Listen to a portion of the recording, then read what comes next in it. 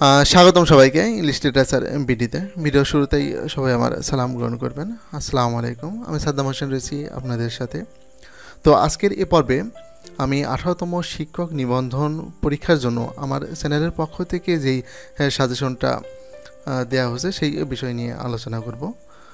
তো আপনারা যারা 18তম শিক্ষক নিবন্ধন পরীক্ষার্থী আছেন তারা আমার এই ভিডিওটা দেখে হয়তো মন খারাপ করতে পারেন, কারণ যখন এই সাজেশনটা আসলে দেওয়ার দরকার আমি তখন আপনাদের দেই নাই। যখন পরীক্ষা আপনারা অলরেডি দিয়ে আসছেন তারপরে এই সাজেশনটা আমি আপনাদেরকে দিতেছি। মানে পরীক্ষা যেদিনকে শুরু হচ্ছে ঠিক সেই দিনকেই, পরীক্ষা শুরুর আগে একদিন আগে এই সাজেশনটা আপনারা পাচ্ছেন। তো অনেক আগে কেন এই সাজেশনটা আমার ইউটিউব চ্যানেলে আপলোড করা হয় নাই বা কেন আপনাদেরকে দেওয়া হয় নাই, আমি প্রথমে সেই বিষয়টা নিয়ে আসি, তারপরে আমি আমার এই সাজেশনে কি আছে সেই বিষয়টা আপনাদের জানাবো। তো এই সাজেশনটা আসলে ইউটিউব চ্যানেলে ফ্রি এবং পাবলিকলি এটা না ছাড়ার মেন যেই কারণ সেটা হচ্ছে 18তম শিক্ষক নিবন্ধন পরীক্ষার জন্য আমার চ্যানেলের পক্ষ থেকে একটা রিটেন কোর্স চালু করা হয়েছিল এবং কোর্সটা সফলভাবে সম্পন্ন করা হয়েছে। তো এই কোর্সে আমি যে সাজেশনটা ফলো করে তাদেরকে পড়াচ্ছি সেটাই হচ্ছে এই সাজেশন। তো এই সাজেশনটা মানে খুবই গুরুত্বপূর্ণ একটা সাজেশন এবং আমি আশা করি যে এই সাজেশনে যে প্রশ্নগুলো রয়েছে এর ভিতর থেকে 100% প্রশ্ন কমন থাকবে।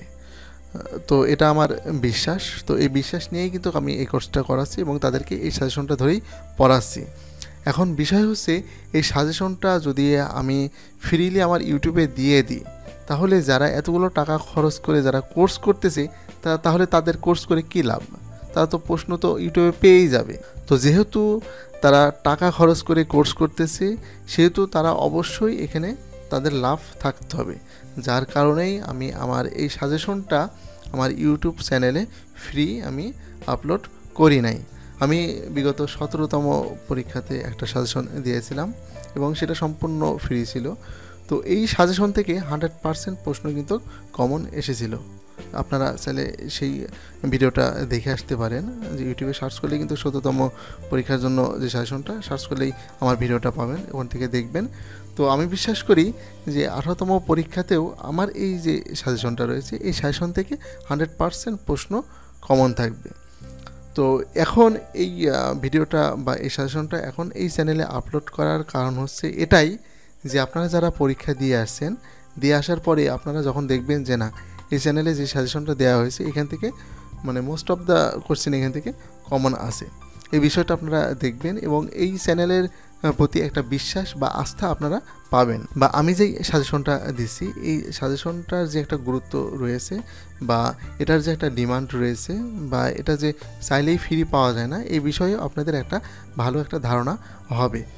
এবং পরবর্তীতে যারা 19তম বা 20তম পরীক্ষার্থী যারা আছে তারা যখন এই সাজেশনটা যখন দেখবে যে হ্যাঁ পরীক্ষার আগেই এই সাজেশনটা দেওয়া হয়েছিল এবং এই সাজেশন থেকেই পরীক্ষাতে অনেকগুলো প্রশ্ন কমন এসেছে, এই জিনিসটা যখন তারা দেখবে তখন আমার সম্পর্কে তাদের একটা ভালো একটা ধারণা হবে এবং তারা বুঝবে যে না হ্যাঁ এই চ্যানেল থেকে যে সাজেশনটা দেওয়া হয় এখান থেকে প্রশ্ন কমন থাকে বা এই স্যার যে সাজেশনটা দেয় উনি মানে অনেক চর্চা বা অনেক পর্যালোচনার পরে বা অনেক গবেষণার পরেই কিন্তু তিনি সাজেশনটা দেন এবং এখান থেকে মানে মিস হওয়ার সম্ভাবনা খুব কম। এবং এখানে টাকা খরচ করেও যদি আমি এই সাজেশনটা নিই তাহলে এই অর্থটা কখনো বিফলে যাবে না। তো যারা পরীক্ষার্থী আছে তারা কিন্তু এই জিনিসটা বুঝবে, যার কারণে আমি এই সাজেশনটা আমার এই চ্যানেলে আপলোড করতেছি এবং আপনারা ডেটটা দেখে নেবেন যে হ্যাঁ পরীক্ষার আগেই এই সাজেশনটা আপলোড করা হচ্ছে। তো আজকে হচ্ছে 10 জুলাই আর পরীক্ষা হবে হচ্ছে 13 জুলাই, অর্থাৎ 3 দিন আগে আমি এই সাজেশনটা আমি রেকর্ড করতেছি এবং ঠিক 13 জুলাইতে এটা সকাল 6টার দিকে, পরীক্ষা শুরু হবে হচ্ছে 9টার দিকে আর আমার এই সাজেশনটা তার ঠিক 3 ঘন্টা আগে অর্থাৎ 6টার দিকে, ভোর 6টার দিকে এই সাজেশনটা আমার চ্যানেলে এটা পাবলিশ হবে। আমি এটা শিডিউল করে আমার চ্যানেলে এটা আপলোড করে দিব। অর্থাৎ কেউ যদি পরীক্ষার্থী থাকে তারা মাত্র 3 ঘন্টা আগে এই সাজেশনটা দেখতে পারবে, যখন দেখে হয়তো এক পলক তারা দেখে যাইতে পারবে যারা অ্যাক্টিভ থাকবে। তাছাড়া এই সাজেশনটা দেখার কোনো অপশন নেই।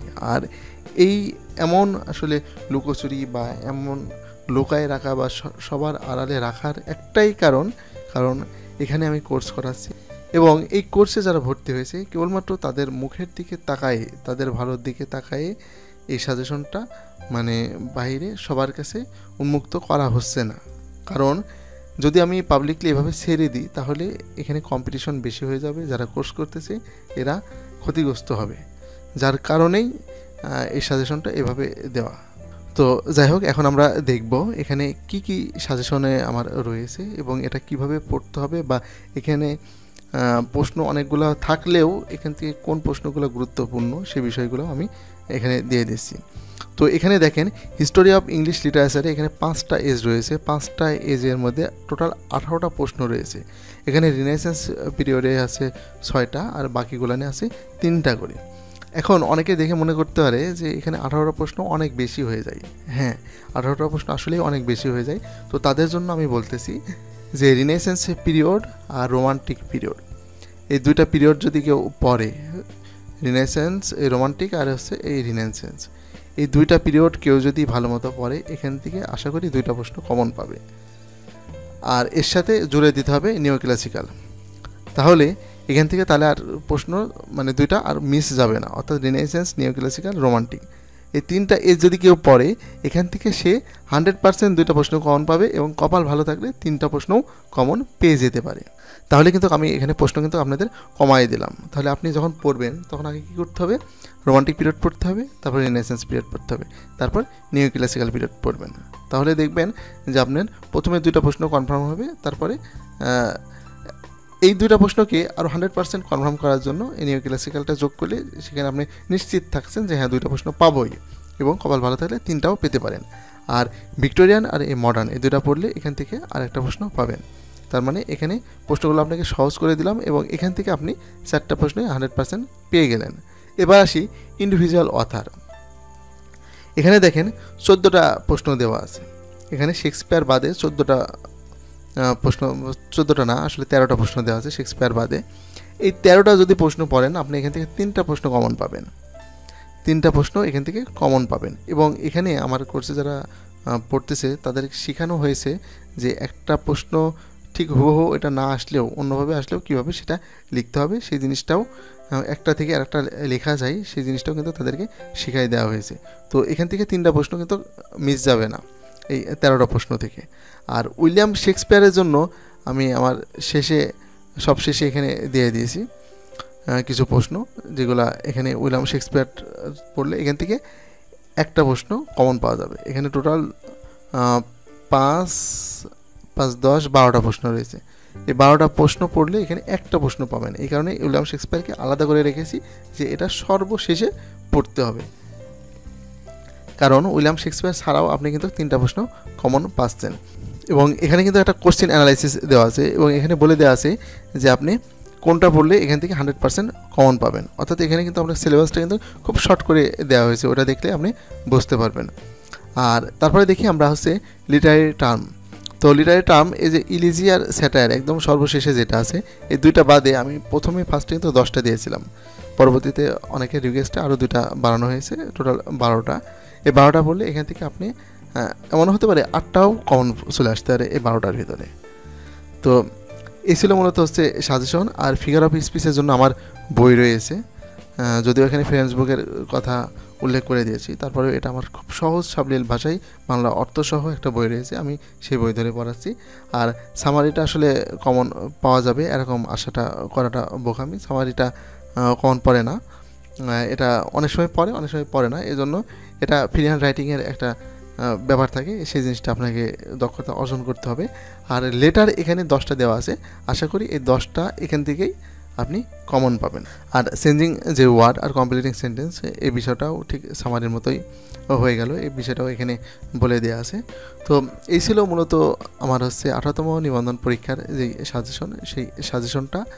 তো আপনারা যারা 18তম পরীক্ষা দিয়েছেন তারা আমার এই সাজেশনটা পরীক্ষা দিয়ে আসার পরে দেখবেন যে হ্যাঁ এই সাজেশনটা যে আমি ভালো একটা অ্যামাউন্টে কিন্তু এটা সেল করেছি, এবং এই সেল যারা কিনেছে তারা আসলেই লাভবান হয়েছে কি হয়নি এই একটা বিষয়।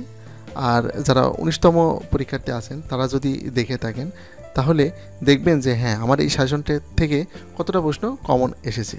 যদি দেখেন যে না এখান থেকেই অনেকগুলো প্রশ্ন কমন আসছে, তাহলে আপনারা নিশ্চিন্তে 19তমর জন্য যে সাজেশনটা রয়েছে এবং যে কোর্সটা রয়েছে সেই কোর্সে আপনি ভর্তি হয়ে যাবেন। তাহলে দেখবেন যে আপনার চাকরিটা পাওয়াটা খুব সহজ হয়ে যাবে। কারণ কোর্স যখন আপনি করবেন তখন বিষয়গুলো আপনার জন্য একদম পানির মতো হয়ে যাবে এবং কম পরিশ্রমে ভালো রকম আগায় যাবেন এবং চাকরি পাওয়াটা তখন খুব সহজ হবে। তা না হলে শুধু একা বাসায় পড়ে কিন্তু এই চাকরি পাওয়া সম্ভব হবে না এবং সেটা লাইফের সবচেয়ে বড় একটা ভুল হবে। তো যাই হোক, এই ছিল আজকের ভিডিও। সবাই ভালো থাকবেন, আমার জন্য দোয়া করবেন। আল্লাহ হাফেজ।